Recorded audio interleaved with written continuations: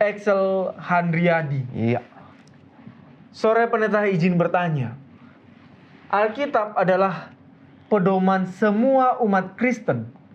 Apakah baik memperdebatkan perbedaan keyakinan sesama agama Kristen tetapi berbeda denominasi? Silakan Pendeta. Baiklah, terima kasih. Mengapa ada banyak denominasi, ada banyak faktor, tetapi salah satu adalah penafsiran Alkitab. Dan membuat ada perbedaan-perbedaan penafsiran sehingga ada denominasi-denominasi yang banyak, bukan hanya di Indonesia, tapi di banyak negara di atas dunia ini. Dan ada juga perbedaan-perbedaan di dalam struktur keorganisasian dan lain sebagainya, dan itu adalah hal yang wajar. Lalu pertanyaannya mengatakan apakah baik? Ini pertanyaannya kita tinggal jawab saja baik atau tidak baik. Kan demikian ya. Karena kan pertanyaannya adalah apakah baik memperdebatkan perbedaan keyakinan sesama agama Kristen tapi beda denominasi. Yang mengganggu saya di sini adalah kata memperdebatkan, debat. Sebab kata debat ini betul-betul. Ini juga sebelumnya kita sudah sempat bahas ya Pendeta, betul, tentang debat. Debat ini sangat agresif.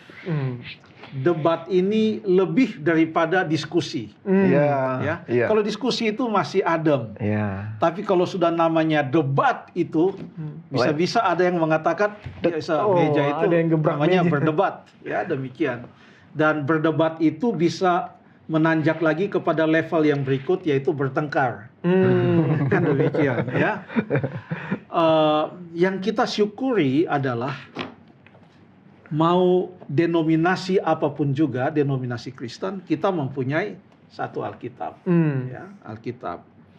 Dan di Indonesia ini ada satu lembaga yang mencetak Alkitab yang digunakan oleh banyak denominasi. Ya, betul. Alkitab yang saya gunakan adalah Alkitab yang diterbitkan oleh Lembaga Alkitab Indonesia. Ini Jakarta 2011. Ya. Tahun 2011 ini. Saya 99. 99? Ya. Wow, ini tahun 2011. 2011 saya Pendeta. 2011 ya. Dari lembaga yang sama. Iya.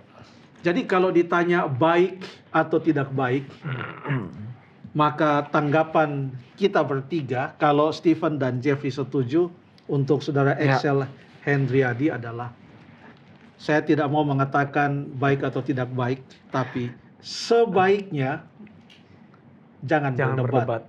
Untuk mempertentangkan keyakinan satu dengan yang lain.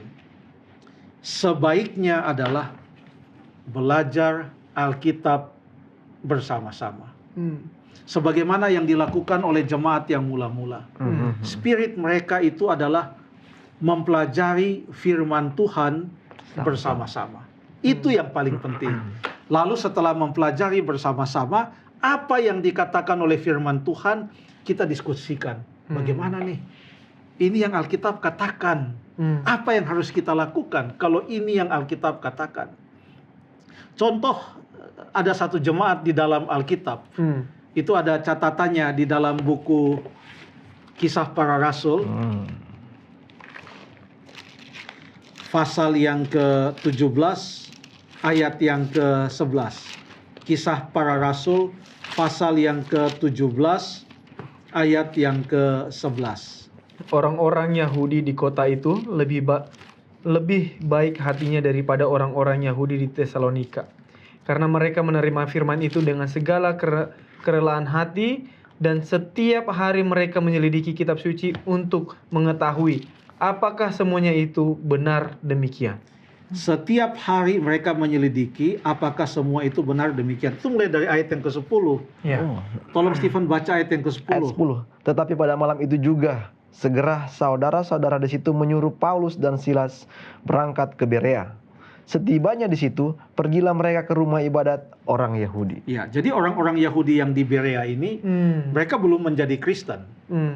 Mereka adalah orang-orang Yahudi, tetapi ajaran agama Yahudi saat itu dengan ajaran agama Kristen, perbedaan utamanya adalah masih banyak orang-orang Yahudi yang tidak menerima Yesus sebagai juru selamat sebagai Tuhan. Dan yang berikut, mereka masih memaksakan kalau mau menjadi bahagian dari agama Yahudi, atau kalaupun orang Yahudi ini sudah masuk Kristen, mau menjadi bahagian dari agama Kristen, maka orang yang mau menjadi Kristen, orang-orang Yahudi itu paksakan, kalian harus disunat. Itu yang terjadi pada saat itu. Tapi banyak orang-orang Yahudi mengenai mengikuti 10 perintah Tuhan, sama. Lalu kemudian mengenai hari perbaktian, sama orang Kristen. Makanya Paulus yang sudah jadi Kristen, dia pergi cari rumah ibadat orang Yahudi karena memang dua-duanya, Paulus yang orang Kristen, orang Yahudi yang belum orang Kristen, sama-sama beribadat pada hari Sabtu, hari yang ketujuh, hari Sabat. Bertemulah mereka di sana. Tetapi masih mempunyai perbedaan keyakinan. Sekalipun mereka mempunyai perbedaan keyakinan, mereka rela untuk mendengarkan Paulus berbicara. Ini di kota Berea.